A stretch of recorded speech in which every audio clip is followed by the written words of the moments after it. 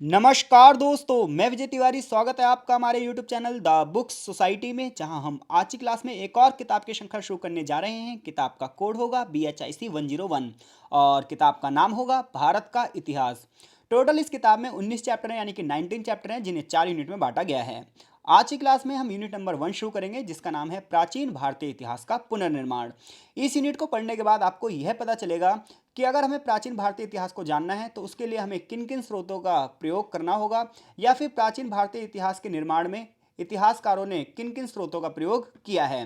Total इस unit में 3 chapter होंगे और आज की क्लास में हम चैप्टर नंबर 1 डिस्कस करेंगे, जिसका नाम होगा भौगोलिक क्षेत्र और स्रोत। इस चैप्टर को पढ़ने के बाद जो आपको पता चलेगा वो ये पता चलेगा कि भारत का जो भौगोलिक क्षेत्र है वो कहाँ से कहाँ तक है और इसकी क्या विशेषताएं हैं। और इसके बाद इस चैप्टर में जो दूसरा प्रश्न बनेगा वो ये प्रश्न बनेगा कि प्राचीन भारतीय इतिहास के ऐतिहासिक स्रोतों का वर्णन कीजिए। तो यानी कि इस चैप्टर में दो चीज़ों की बात होगी। पहली चीज़ ये है कि भारत का भौगोलिक क्षेत्र कैसा है, उत्तर से लेकर दक्षिण तक और पूर्व से लेकर पश्चिम तक, यानी कि कश्मीर से लेकर कन्याकुमारी तक और अरुणाचल प्रदेश से गुजरात तक भारत की भौगोलिक स्थिति कैसी है। और दूसरी चीज़ हम इस चैप्टर में ये पढ़ने वाले हैं कि अगर हमें प्राचीन भारतीय इतिहास को जानना है तो उसके लिए किन किन स्रोतों का प्रयोग किया जाता है। तो चलिए शुरू करते हैं आज की क्लास। तो सबसे पहले चैप्टर में एक प्रस्तावना दी गई है और प्रस्तावना हमें कुल मिलाकर यह बताती है कि हिस्ट्री और ज्योग्राफी दोनों का क्या रिलेशन है। तो देखो भाई, ज्योग्राफी की अगर हम बात करें तो ज्योग्राफी समस्त विषयों की जननी है। कोई सा भी विषय आप पढ़ो वो ज्योग्राफी से कनेक्टेड होता ही होता है। इसी प्रकार से हिस्ट्री है। तो जैसे मनुष्य के आसपास जो भी चीज़ है वो पर्यावरण है और पर्यावरण के हिसाब से ही मनुष्य निवास करता है। देखो, कहीं की जलवायु ठंडी है, कहीं की जलवायु गर्म है, कहीं की जलवायु सम है, कहीं की जलवायु विषम है, कहीं पर रेगिस्तान है तो कहीं पर हरे भरे मैदान है, कहीं पर किसी प्रकार की फसल उगाई जाती है तो कहीं पर किसी प्रकार की फसल उगाई जाती है।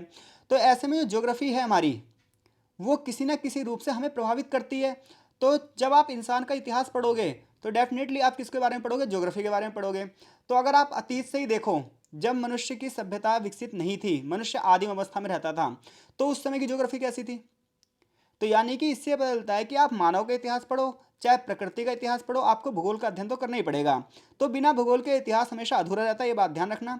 और अगर आप बिना भूगोल के हिस्ट्री को पढ़ रहे हो तो आप हिस्ट्री का एक बहुत बड़े फैक्टर को क्या कर दे रहे हो, मिस कर दे रहे हो, जिसकी वजह से आपको हिस्ट्री समझ में आएगी नहीं। क्योंकि हिस्ट्री को समझना है तो ज्योग्राफी समझनी पड़ेगी। जैसे कि इंडिया में सारे के सारे जो आक्रमण हैं वो पश्चिम से क्यों हुए, साउथ से क्यों नहीं हुए, ईस्ट से क्यों नहीं हुए, नॉर्थ से क्यों नहीं हुए। तो इसके लिए आपको ज्योग्राफी पता होनी चाहिए। तो इतना पता चल गया आपको कि ज्योग्राफी का क्या रोल है हिस्ट्री के अंदर। आगे चैप्टर शुरू होता है और यहाँ से वो बताता है कि भारत के भौगोलिक क्षेत्र का वर्णन कीजिए, यानी कि भारत का भौगोलिक क्षेत्र कैसा है। तो देखो, मैं इस चीज़ को ना आपको नक्शे से समझाता हूँ, क्योंकि ये चीज़ आपको नक्शे से ही समझ में आएगी। तो देखिए, ये इंडिया का मैप है। तो इंडिया के मैप में जो आपको ये कॉफ़ी कलर में दिखाई दे रहा है ऊपर, ये चीज़, ये हिमालय का क्षेत्र है। तो यानी कि भारत के नॉर्थ में क्या है, हिमालय है। देखो, नक्शे में जो ऊपर की तरफ दिशा होती है वो होती है नॉर्थ, और नक्शे में जो नीचे की तरफ दिशा होती है ये होती है साउथ। नक्शे में जो इस तरफ दिशा होती है वो होती है ईस्ट, और इस तरफ जो है गुजरात की तरफ ये है वेस्ट। यानी कि ईस्ट वेस्ट नॉर्थ और साउथ आपको पता चल गया। अब देखो, भारत का अगर आप नॉर्थ देखोगे ज्योग्राफी में तो आपको पता चलेगा भारत के नॉर्थ में हिमालय की पर्वत श्रृंखलाएं हैं। और हिमालय की पर्वत श्रृंखला के बाद भारत में जो ये वाला इलाका है जहाँ पर लिखा है प्लेन ऑफ द गंगा, यानी कि यहाँ पर है गंगा के मैदान। केवल गंगा के मैदान नहीं, यहाँ पर सिंधु के मैदान भी हैं, यहाँ पर ब्रह्मपुत्र के मैदान भी हैं। यानी कि भारत की अगर आप ज्योग्राफी को अच्छे से पढ़ोगे तो आपको पता चलेगा भारत के नॉर्थ में क्या है, हिमालय पर्वत की श्रेणियाँ हैं। उसके बाद भारत में उत्तर भारत के मैदान है जो कि सिंधु नदी, गंगा नदी और ब्रह्मपुत्र नदी से मिलकर बने हुए हैं। फिर गुजरात के बाद वाला जो इलाका है, यानी कि ये वाला जो इलाका है नक्शे में, ये वाला, ये नक्शा जो इलाका आपको दिख रहा है, इस इलाके को प्रायद्वीपीय भारत कहते हैं। तो कोई भी इलाका जो तीन तरफ से पानी से घिरा हो उसे हम प्रायद्वीपीय कहते हैं, प्रायद्वीपीय इलाका कहते हैं। तो जब हम भारत के प्रायद्वीपीय भाग की बात करेंगे तो यहाँ पर जो साउथ के जितने भी स्टेट हैं, केरला हो गया, तमिलनाडु हो गया, एमपी का आधा भाग हो गया, गुजरात के कुछ हिस्से हो गए, तेलंगाना हो गया, आंध्र प्रदेश हो गया, ये सब प्रायद्वीपीय भारत में आते हैं।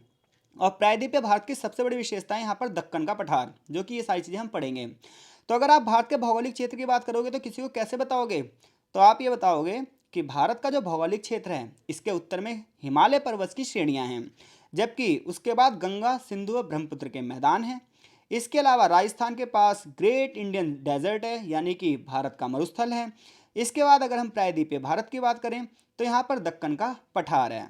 यही चीज़ आगे चैप्टर में बहुत अच्छे से समझाई गई है। तो आई होप सो इंडिया की लोकेशन आपको पता चल चुकी है और कहाँ पर क्या क्या चीज़ें हैं ये भी पता चल चुका है। इसलिए मैंने यहाँ पर नक्शे को ऐड किया ताकि आप नक्शे से और भी अच्छे से चीज़ों को समझ पाओ। तो अगर हम यहाँ पर पढ़ें अब भौगोलिक क्षेत्र को, तो अब आपके लिए समझना बहुत ज़्यादा आसान हो जाएगा। तो भारत की अगर हम भौतिक विशेषताओं की बात करें तो भू आकृतिक लक्षण के आधार पर भारत को 3 भागों में बांटा गया है। सबसे पहले मैंने आपको क्या बताया था, हिमालय के पर्वतीय प्रदेश। दूसरे नंबर पे है सिंधु गंगा के मैदान और तीसरे नंबर पे है प्रायद्वीपीय भारत। तो अब लोकेशन आपके माइंड में छप चुकी है ना भाई कि प्रायद्वीपीय भारत कहाँ पर है, सिंधु गंगा के मैदान कहाँ पर है और हिमालय के पर्वतीय प्रदेश कहाँ पर है। ये बात आप समझ गए। तो ये माना जाता है कि जो हिमालय पर्वत है ये पृथ्वी की सबसे अंतर्भव पर्वत श्रृंखला है। हिमालय की पर्वत श्रृंखलाओं की कटाव की वजह से, बहुत सारी जलोढ़ मिट्टी की वजह से मैदानी क्षेत्रों का निर्माण हुआ है। चलो इसे मैं और आसान करता हूँ। देखो, हिमालय से बहुत सारी नदियाँ निकल रही हैं। अब ये नदियाँ अपने साथ बहुत सारे कंकड़, पत्थर, बजरी, रेत ये सब लेकर निकल रही हैं। अब क्या होता है, नदियों द्वारा बहाकर लाई गई मिट्टी से जो मैदान बनते हैं उन्हें हम जलोढ़ मैदान कहते हैं। तो यहाँ से जो नदियाँ बह रही हैं, गंगा और उसकी सहायक नदी हैं, सिंधु और उसकी सहायक नदी हैं, तिब्बत के एरिया से ब्रह्मपुत्र और उसकी सहायक नदियाँ आ रही हैं। तो ये सारी नदियाँ अपने साथ बड़ी मात्रा में गाद लेकर आ रही हैं, जिससे हमारा उत्तर भारत का मैदान बना है। तो कोई आपसे पूछे उत्तर भारत का मैदान किससे बना है, तो सिंधु, गंगा और ब्रह्मपुत्र नदियों की द्वारा लाई गई जलोढ़ मिट्टी से बना है, जो कि बहुत ज़्यादा उपजाऊ है। अब आप कहोगे हमें ये क्यों पढ़ाया जा रहा है। तो देखो, शुरू में मनुष्य कहाँ पर बसा, शुरू में मनुष्य वहाँ पर बसा जहाँ पर नदियाँ थीं, क्योंकि पीने के लिए पानी का स्रोत क्या थी, नदियाँ थीं। जहाँ पर उपजाऊ भूमि थी, जहाँ पर जंगली एरिया थे, क्योंकि मनुष्य इन्हीं सब चीज़ों पर तो शुरू में निर्भर था, उसके पास तकनीक थोड़ी थी, टेक्नोलॉजी थोड़ी थी। तो इसलिए ज्योग्राफी पढ़नी जरूरी है। तो अगर आप भारत की ज्योग्राफी देखोगे तो भारत में उत्तर गंगा के क्या हैं, उत्तर में गंगा के मैदान है, उससे ऊपर हिमालय पर्वत है और उसके बाद साउथ में जाके प्रायद्वीपीय भारत है। सिंधु के मैदानों की बात करोगे तो भारत की पहली सभ्यता का विकास यहीं हुआ, क्योंकि आप हड़प्पा सभ्यता पढ़ोगे आगे, सिंधु घाटी की सभ्यता पढ़ोगे आगे, तो सिंधु घाटी की सभ्यता का विकास कहाँ हुआ, यहीं पर हुआ, जो कि बहुत पुरानी सभ्यता है। गंगा के मैदानों में नगरीय जीवन की शुरुआत हुई। तो देखो, सिंधु के मैदानों में सभ्यता की शुरुआत हुई, हड़प्पा सभ्यता, सिंधु घाटी सभ्यता जिसे हम कहते हैं, जिसे आगे चैप्टर में आप पढ़ोगे भी। इसके अलावा गंगा के मैदानों की बात की जाए तो सबसे पहले नगरों की शुरुआत यहीं से हुई, महाजनपदों की शुरुआत यहीं से हुई। मगध हो गया, कौशल हो गया, वज्जी हो गया, काशी हो गया, ये सारे महाजनपद गंगा के मैदानों के पास ही तो फले फूले। क्यों, क्योंकि शुरुआती बस्तियां ही वहां बसी जहां उनके लिए पीने के लिए पानी उपलब्ध था, भूमि में उपजाऊपन था, फॉरेस्ट्री एरिया थे, क्योंकि और कहीं जगह बस ही नहीं सकते, टेक्नोलॉजी थी नहीं हमारे पास, हम जमीन खोद कर पानी थोड़ी निकाल सकते थे उस समय। तो भारत के जो सिंधु गंगा के मैदान है, सिंधु गंगा के मैदानों में सभ्यताएं फली फूली हैं, नगरीय जीवन फला फूला है। भारत के अगर हम मध्य भारत की बात करें तो भारत के मध्य भारत में 4 प्रमुख नदियां हैं जो बंगाली खाड़ी में गिरती हैं, महानदी, गोदावरी, कृष्णा और कावेरी। तो साउथ इंडिया में आप देखोगे तो मध्य भारत से लेकर साउथ इंडिया में ये 4 नदियां सबसे बड़ी नदियां हैं, जिसका नाम है महानदी, गोदावरी, कृष्णा और कावेरी। और गोदावरी नदी की बात करूँ तो इसे दक्षिण की गंगा भी कहा जाता है। क्लियर है। और ये सारी नदियां कहाँ गिर रही है, बंगाली खाड़ी में। लेकिन 2 नदियां ऐसी हैं, नर्मदा और तापी, ये नदियां जो है अरब सागर में गिरती हैं, यानी कि पश्चिम की तरफ बहती हैं। तो कोई आपसे पूछे भारत के भौगोलिक क्षेत्र का वर्णन कीजिए, तो क्या बताओगे कि भारत के भौगोलिक क्षेत्रों को 3 भागों में बांटा जाता है। सबसे पहले हिमालय पर्वत की अनंत श्रृंखलाएं और उसके बाद है उत्तर भारत में गंगा और सिंधु के मैदान, जहां पर सबसे पुरानी सभ्यताएं फली फूली हैं और सबसे पहली नगरीय सभ्यताओं की शुरुआत हुई है। इसके बाद मध्य भारत से लेकर दक्षिण भारत तक अगर हम बात करें तो दक्कन का पठार है, महानदी, गोदावरी, कृष्णा और कावेरी नदियों के मैदान हैं। इसके साथ साथ जो महानदी, गोदावरी, कृष्णा और कावेरी नदी है ये बंगाल की खाड़ी में गिरती है, जबकि अगर हम बात करें नर्मदा और तापी नदी की तो ये पश्चिम की ओर बहती है, अरब सागर में जाकर गिर जाती है। इसके साथ साथ भारत में कपास, ज्वार, मूंगफली, तिलहन की अच्छी फसलें होती हैं।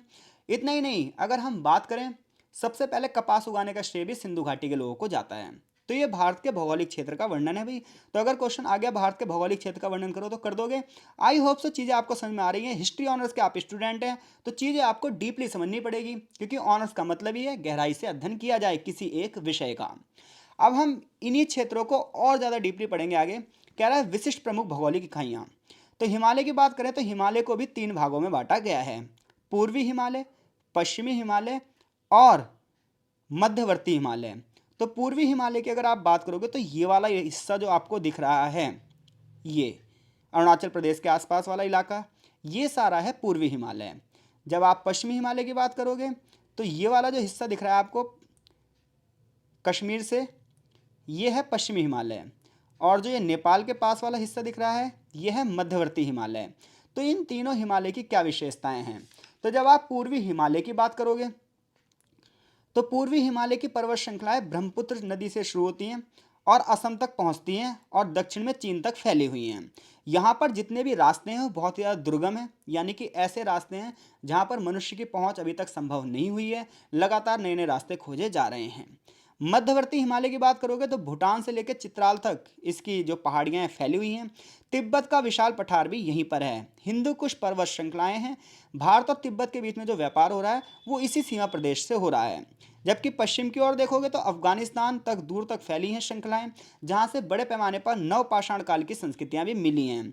यानी कि जो पहाड़ी एरिए हैं इनके से बीच के इलाके हैं जिन्हें दर्रा कहा जाता है, यहाँ से व्यापार भी फला फूला है। तो अगर आप पूर्वी हिमालय की बात करोगे तो चाइना, म्यांमार, इन सबसे रिलेशन बन रहे हैं, भूटान से रिलेशन बन रहे हैं। जबकि मध्यवर्ती हिमालय नेपाल के आसपास का इलाका है। और अगर हम पश्चिमी हिमालय की बात करें तो अफगान और ईरान, इराक, वहाँ से यहाँ से इस वाले रास्ते से संबंध बन रहे हैं। तो ये भारत के हिमालय की बात हो गई, हिमालय के आसपास के रास्तों की बात हो गई। मैंने बताया था अभी आपको थोड़ी देर पहले कि हिमालय के बीच में, यानी कि पहाड़ी एरियो के जितने भी बीच में कहीं कहीं छोटी छोटी जगह बनी होती हैं जहाँ से आवाजाही होती है, जिन्हें दर्रा कहा जाता है। ऐसी एक दर्रा है खैबर दर्रा, काबुल नदी के इस क्षेत्र को सिंधु मैदानों से जोड़ रहा है। और भी बहुत सारे यहाँ पर दर्रे हैं। इसी प्रकार से कुछ प्रमुख मार्ग हैं जो अफगानिस्तान से होकर भारत में आ रहे हैं। जैसे कि मैंने भी बताया आपको, ईरान मध्य एशिया से जोड़ रहे हैं, जैसे गोमल दर्रा, बोलन दर्रा, खैबर दर्रा। तो ये कुछ महत्वपूर्ण दर्रे हैं। अगर आपने थोड़ी बहुत ज्योग्राफी पढ़ी होगी तो आपने इन दर्रों के बारे में जरूर पढ़ा होगा। यूनानी राजा हो गए भारत में, शक, कुषाण, हुण, इन्हीं मार्गों से भारत में आए थे। बौद्ध धर्म यहीं से अफगानिस्तान और मध्य एशिया तक फैला था। यानी कि जो ये वाला एरिया है ये भारत में आवाजाही के लिए बहुत ज़्यादा महत्वपूर्ण रहा है। ये फॉरेस्ट दिखाए गए हैं। जो आपको ये सीधी सीधी लाइनें दिखाई दे रही हैं, ये एक ऐसा एरिया है जहाँ पर सबसे ज़्यादा बारिश हो रही है। तो 200 सेंटीमीटर से भी ज़्यादा जो बारिश हो रही है वो इलाके ये हैं। आपको पता है मेघालय में एक जगह है मौसिनराम, जहाँ पर दुनिया की सबसे ज़्यादा बारिश होती है। पहले चेरापूंजी थी, अब मौसिनराम हो गया है। तो अगर हिमालय की बात करें तो हिमालय को कितने भागों में बांट रहे हो आप? पूर्वी हिमालय, पश्चिमी हिमालय और मध्यवर्ती हिमालय। पूर्वी हिमालय में किसकी बात करोगे आप? पूर्वी हिमालय में चीन की बात करोगे और पूर्वी एशिया के देशों से जुड़ने की बात करोगे। मध्यवर्ती हिमालय में नेपाल की बात कर रहे हो और पश्चिमी हिमालय में अफगान, ईरान, इराक, इन सभी देशों से हमारे रिलेशन बन रहे हैं। तो ये वाला इलाका पूरा इस तरीके से बांटा गया जिसमें बहुत सारे दर्रे हैं। आगे अगर हम बात करें सिंधु के मैदानों की, तो सिंधु के मैदानों को, वैसे तो मैदानों को तीन भागों में बांटा गया, सिंधु के मैदान, गंगा के मैदान और ब्रह्मपुत्र के, लेकिन आपकी क्लास में जो है वो सिंधु के और गंगा के मैदानों की बात की जाएगी। तो सिंधु के मैदानों को दो भागों में बांटा गया है। एक तो पंजाब के मैदान है, दूसरे सिंध के मैदान हैं। तो पंजाब के अगर मैदानों की बात करोगे तो ये 5 नदियों से मिलकर बना है, रावी, व्यास, चिनाब, झेलम और सतलुज। तो अगर मैं आपसे पूछूं कि पंजाब जो क्षेत्र है वो कितनी नदियों से मिलकर बना है? पंच नद से बनकर बना है, यानी कि 5 नदियों से मिलकर बना है, रावी, व्यास, चिनाब, झेलम और सतलुज। जबकि सिंधु की बात करें तो सिंध प्रदेश आजकल पाकिस्तान का इलाका है और सिंध प्रदेश बात करें तो सिंधु नदी का प्रदेश है। बड़ी मात्रा में चावल की पैदाइश होती है और गेहूं की पैदाइश होती है। तो अगर मैं बात करूं सिंधु के मैदान को कितने भागों में बांटा गया है, तो आप क्या बताओगे? सिंधु के मैदानों को दो भागों में बांटा गया है, एक है पंजाब और एक है सिंध। पंजाब की बात करें तो कितनी नदियों का क्षेत्र है? 5 नदियों का क्षेत्र है। कौन कौन सी नदियां हैं? रावी, व्यास, चिनाब, झेलम और सतलुज। जबकि अगर सिंधु की बात करेंगे तो सिंध प्रदेश है और ये सिंधु मैदान का क्षेत्र है। बड़े पैमाने पर यहाँ पे गेहूं और चावल की खेती की जाती है। गंगा के मैदानों की बात करेंगे तो इसे 3 भागों में बांटेंगे, ऊपरी, मध्य और निचला क्षेत्र। तो अगर हम मध्य की बात करें, पश्चिमी उत्तर प्रदेश की बात करें, तो यहाँ पर बहुत बड़ा इलाका ऐसा है जहाँ पर संस्कृति को लेकर संघर्ष रहे हैं। हड़प्पा सभ्यता के भी कुछ क्षेत्र तो यहाँ पर फैले हुए थे, जैसे मेरठ में। इसके अलावा यहाँ पर चित्रित धूसर मृदभांड संस्कृति का भी केंद्र है। इसके अलावा आपको पता ही है मगध को लेकर हमेशा छीना झपटी रही, जिसे हम आगे चैप्टर में पढ़ेंगे। प्रयागराज, जिसे इलाहाबाद के नाम से भी जाना गया है बीच में और अब दोबारा से प्रयागराज के नाम से जाना जाता है। तो आपको पता है प्रयागराज किस लिए फेमस है? तो प्रयागराज में गंगा नदी और यमुना नदी दोनों का संगम होता है। कौशल, काशी, मगध जैसे बड़े बड़े महाजनपद यहाँ पर क्या थे? प्राचीन काल में थे, जहाँ पर मौर्य राजाओं ने, नंद वंश के राजाओं ने शासन किया था। गंगा के मैदानों के ऊपरी और मध्य क्षेत्र की बात करें तो उपजाऊ बड़े बड़े मैदान हैं जो कि गंगा और ब्रह्मपुत्र नदियों द्वारा लाई गई जलोढ़ मिट्टी से बने हैं। और यहाँ पर सबसे ज़्यादा बसावट भी है क्योंकि लोगों को रहने के लिए जो रिसोर्सेज हैं वो यहाँ पर बहुत बड़ी मात्रा में मिल रहे हैं। तो देखो थोड़ा सा ज्योग्राफिकल फैक्ट है यहाँ पर जो हमें पता होना चाहिए। अब हम बात करेंगे पूर्वी, पश्चिमी और मध्य भारत की। तो अगर हम मध्य भारत की बात करें तो ये बिल्कुल एक अलग सा क्षेत्र है। इसमें कोई भी ऐसा स्थान नहीं है जो इंपॉर्टेंट ना हो, हर एक जगह अपने अपने लिए फेमस है। जैसे कि आप बात करोगे दिल्ली से लेकर राजस्थान तक, तो यहाँ पर अरावली पर्वत की श्रेणियाँ हैं जो कि सबसे पुरानी हैं। यहाँ सिंचाई की कमी है लेकिन फिर भी अच्छी अच्छी फसलें हो जाती हैं। यानी कि राजस्थान के इलाके देखो, वहाँ पर क्या है, बारिश की कमी है लेकिन फिर भी बहुत अच्छी फसलें हो जाती हैं वहाँ पर। ताम्रपाषाण युगीन संस्कृति जितनी भी थी वो यहीं पर फैली। ये क्या होती है आगे चैप्टर में आप पढ़ोगे। मध्य भारत की जब बात करोगे तो मध्य प्रदेश छत्तीसगढ़ के राज्य इसमें आएंगे। इसके अलावा दक्षिण बिहार, पश्चिम उड़ीसा, पूर्वी मध्य प्रदेश का इलाका भी आएगा जहाँ पर बहुत सारे आदिवासी रहते हैं। गुप्त काल में बहुत सारी संस्कृतियाँ यहाँ पर फली फूली। इसी प्रकार से गुजरात की बात करें जो कि पश्चिमी किनारे पर स्थित है। गुजरात में कितनी सारी डाइवर्सिटी हैं। यहाँ पर बहुत बड़ा रेगिस्तान भी है, जबकि इसका मध्यवर्ती भाग को हम कठियावाड़ कहते हैं। तो गुजरात का जो बीच वाला हिस्सा है उसे क्या कहते हैं, हम कठियावाड़ कहते हैं। कक्ष का रन है जहाँ पर गुजरात का इलाका है। मानसून के दिनों में यहाँ पर बारिश होती है तो दलदली क्षेत्र बन जाता है। तो ये सब भारत की ज्योग्राफी है जो भारत को हर तरफ से प्रभावित कर रही है। इसलिए भारत को एक उपमहाद्वीप देश कहा जाता है, क्योंकि यहाँ पर रेगिस्तान भी है, पर्वत पहाड़ भी हैं, पठार भी हैं।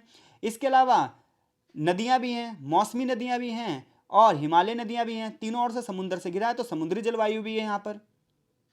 समझ गया बात को। अब आगे प्रायद्वीपीय भारत यानी कि दक्षिणी भारत की बात की गई है। तो मैंने दक्षिण भारत की सबसे बड़ी विशेषता आपको क्या बताई थी कि यहाँ पर दक्कन का पठार है जो कि 4 भागों में बटा हुआ है।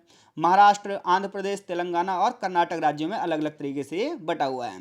बिल्कुल साउथ में जाओगे तो तमिलनाडु और केरल आपको दिखाई देगा। और यहाँ पर आपको मिलेगा संगम साहित्य, यानी कि संगम साहित्य से हमें तमिल के राजाओं के बारे में पता चलेगा। तो इस प्रकार से जो भारत की भौगोलिक विशेषता है वो उत्तर से लेकर दक्षिण तक भिन्न भिन्न जलवायु, भिन्न भिन्न क्षेत्रों से भरी हुई है। जहाँ सबसे पहले हिमालय पर्वत है, फिर उत्तर में गंगा और सिंध के मैदान हैं, उसके बाद मध्यवर्ती जो क्षेत्र है यहाँ पर साउथ में जाकर दक्कन के पठार हैं। तो इस प्रकार से भारत का जो भौगोलिक क्षेत्र है वो उसे अलग अलग तरीके से प्रभावित करता है। इसलिए भारत के हर इलाकों में त्यौहार अलग अलग तरीके के मनाए जाते हैं। अलग अलग वंश के जो शासक थे उनकी संस्कृतियाँ अलग अलग रही हैं। लोगों का रहन सहन, तौर तरीका, संस्कृति अलग रही है। रीति रिवाज को मनाने का जो तरीका है वो अलग रहा है। और उन सबके पीछे सबसे बड़ा कारण क्या है, भारत की ज्योग्राफी, भारत का भूगोल। तो भारत के क्षेत्रों की प्रकृति आप समझ चुके हो। तो यहाँ से यहाँ तक यही चीज़ें लिखी हुई हैं कि भारत में जैसा क्षेत्र है वैसी वहाँ की फसल होगी। जहाँ पर जैसी बारिश होगी वहाँ पर उस प्रकार की फसलें होंगी। जैसे जहाँ पर अच्छी बारिश हो रही है, अच्छा पानी है, तो वहाँ पर वो फसलें उगाओगे जिसमें ज़्यादा पानी की जरूरत पड़ेगी। जबकि जो इलाका रेगिस्तानी है, जहाँ पर कम बारिश हो रही है, वहाँ पर आप ऐसी फसलें उगाओगे जहाँ पर कम बारिश की जरूरत पड़ेगी। जबकि जो पहाड़ी एरिया है वहाँ पर आप चाय की खेती करते हो, कॉफ़ी की खेती करते हो। असम के डिगबोई में तेल का कारखाना मिला है। इसी प्रकार से गुजरात में पेट्रोलियम के कुछ संसाधन मिले हैं।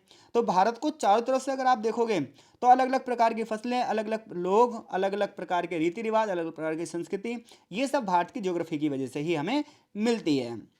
तो अगर आप यहाँ से कुछ क्वेश्चन देखोगे तो वो ये है कि भारत के 3 भू आकृतिक क्षेत्रों की चर्चा कीजिए और सब पर कुछ कुछ पंक्तियाँ लिख दीजिए। तो भारत के 3 प्रमुख भू आकृतिक क्षेत्र कौन से बताओगे, हिमालय, सिंधु गंगा के मैदान और प्रायद्वीपीय भारत। और तीनों के बारे में इंट्रोडक्शन दे दोगे। क्षेत्रों की प्रकृति पर एक लेख लिखें, तो इसके ऊपर भी आप अच्छे से आंसर लिख सकते हो। आगे इस चैप्टर में बताया गया प्राचीन भारतीय इतिहास के अध्ययन के स्रोत, जो कि हम इस चैप्टर के सेकंड पार्ट में पढ़ेंगे। आई होप सो चीज़ें आपको समझ में आई हैं। कमेंट बॉक्स में आप कमेंट जरूर लिखें कि आपको चीज़ें समझ में आई हैं या नहीं आई हैं, ताकि हम आगे और भी ज़्यादा संशोधन कर सकें। बाकी मेरी कोशिश ये है कि आपको एक एक लाइन अच्छे से समझाई जा सके, ताकि आप एक एक प्रश्न का उत्तर दे सकें। और ना सिर्फ प्रश्न का उत्तर दे सकें बल्कि वो सही बच्चे जो किसी एंट्रेंस की तैयारी कर रहे हैं या आगे चलकर यूजीसी नेट वगैरह देना चाहते हैं, तो उनकी एक एक लाइन यहाँ से कवरअप हो सके। तो मिलते हैं आपसे इस चैप्टर के नेक्स्ट पार्ट में। तब तक के लिए आपका बहुत बहुत धन्यवाद।